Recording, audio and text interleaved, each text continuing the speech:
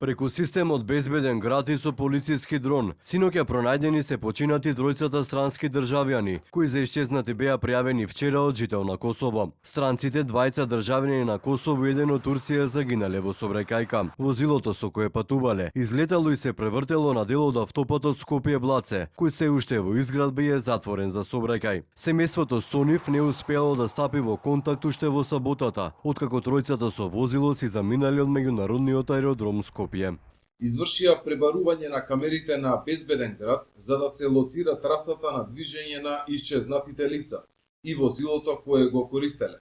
Подигнат беше и дрон над трасата поради фактот што беше утврдено дека возилото не ја напуштило државата преку граничниот премин Блаце. Синоќа во 22 часот и 35 минути во секторот за внатрешни работи Скопје е пријавено дека на автопатот граничен премин Блаце Скопје, кој е затворен за сообраќај и кој е во изградба, патничко возило Мерцедес со германски национални ознаки излетало од патот и се превртело. На местото на несреќата бил извршен увид од јавен обвинител и екипа на СВР Скопје. По наредба на обвинителот, телата на починатите се дадени на обдукција, која треба дополнително да ги расветли причините за трагедијата.